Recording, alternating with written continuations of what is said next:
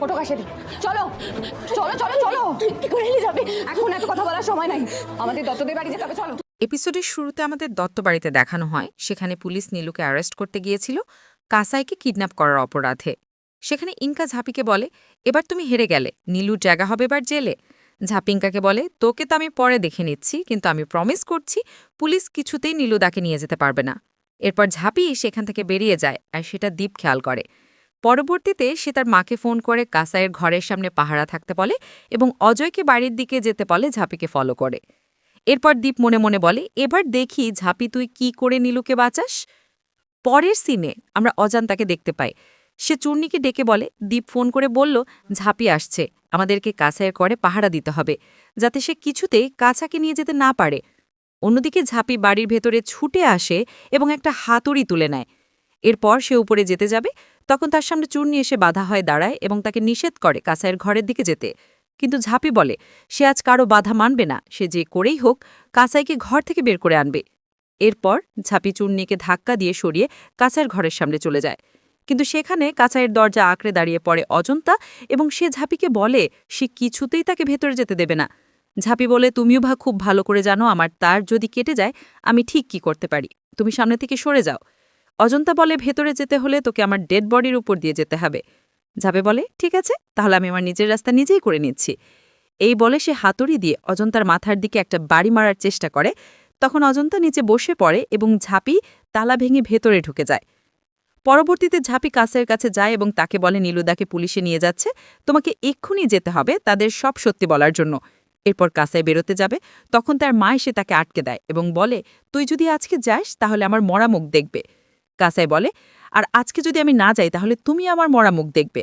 যে মা তার মেয়ের ভালো চায় না তার ফাঁকা আওয়াজ আজ আমি শুনব না।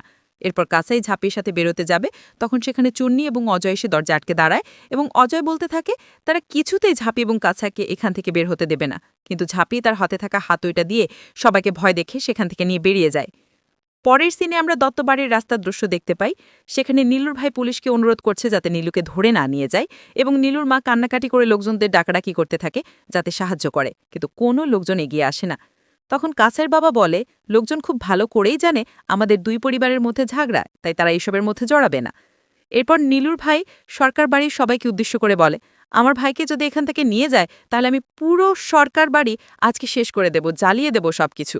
অন্যদিকে নীলু পুলিশকে অনুরোধ করতে থাকে যাতে তার কেরিয়ারটা এভাবে শেষ না করে, তাকে যেন ছেড়ে দেওয়া হয়, তা নাহলে তার পুরো কেরিয়ার জীবন শেষ হয়ে যাবে। এই কথা শুনে পুলিশ নীলুকে বলে, এসব কিছু তোমার আগে ভাবা উচিত ছিল যখন তুমি কিডন্যাপ করতে যাচ্ছিলে। ঠিক সেই সময় সেখানে ঝাঁপে চলে আসে কাসাইকে নিয়ে এবং কাসাই বলে, নীলু আমাকে কিডন্যাপ করতে যায়নি, আমরা পালাচ্ছিলাম। এই কথা শুনে তো সেখানে থাকা সকলে অবাক হয়ে যায়। পরবর্তীতে কাসাই সবার সামনে বলে সে নীলুকে ভালোবাসে এবং নীলুও তাকে ভালোবাসে। এইসব কথা শোনার পরে নীলুর ভাই নীলুকে চোখে রাঙিয়ে বলতে থাকে, এসব ওই মেয়েটা কি বলছে। নীলু বলে, আজকে চোখ রাঙিয়ে কোনো লাভ হবে না, আমি এতক্ষণ চুপ করেছিলাম যে কাসাইকে ওরা কি অবস্থায় রেখেছে, কিন্তু কাসাই যখন সাহস করে বেরিয়ে আসতে পেরেছে তখন আমি এর চুপ থাকব না। আজ আমি সত্যি সবাইকে বলে দেব আমি কাসাইকে খুব ভালোবাসি।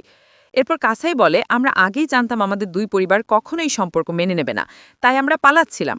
এসব কথা শোনার পরে নীলুর ভাই নীলুকে থাপ্পড় মারে, কিন্তু তারপরও নীলু বলে সে কাসাইকে ছাড়া বাঁচবে না।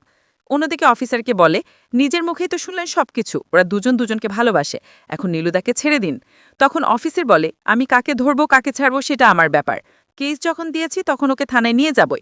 এরপর নীলুকে জোর করে অফিসের গাড়িতে উঠাতে চাইলে তখন সেখানে সিনিয়র অফিসার চলে আসে, যেটা দেখে অফিসের ভয় পেয়ে যায় এবং ঝাঁপি বলতে থাকে, আমি আগেই জানতাম আপনি কিছুতে নীলুকে ছাড়বেন না, তাই আগেই ব্যবস্থা করেছি। অন্যদিকে ইনকাদীপকে বলতে থাকে, দেখো ঝাঁপি তোমাদের পরিবারের অসম্মান করার জন্য সিনিয়র পর্যায়ে পর্যন্তই খবরটা নিয়ে গেছে। এরপর সেখানে সিনিয়র অফিসার চলে আসতে ঝাঁপি তাকে সবটাই জানায় এবং অফিসে জোর করে নীলুকে নিয়ে যাচ্ছে সেটাও জানিয়ে দেয়। তখন সিনিয়র অফিসে জিজ্ঞেস করে যে এসব সত্যি কিনা। তখন পুলিশ অফিসে জানায় নীলু কাছেকে জোর করে কিডন্যাপ করতে চাচ্ছিল। তখন ঝাঁপি বলে, এই সব কিছু মিথ্যা কথা, ওরা একে অপরকে ভালোবাসে, দুই পরিবার মেনে নিতে চাচ্ছিল না, জন্য ওরা পালাতে চাচ্ছিল। এরপর ঝাঁপি কাছেকে সব সত্যি কথা বলার জন্য জোর করতে থাকে। তখন দীপ এসে ঝাঁপিকে বলে, তুই আমার বোনকে ফোর্স করতে পারিস না।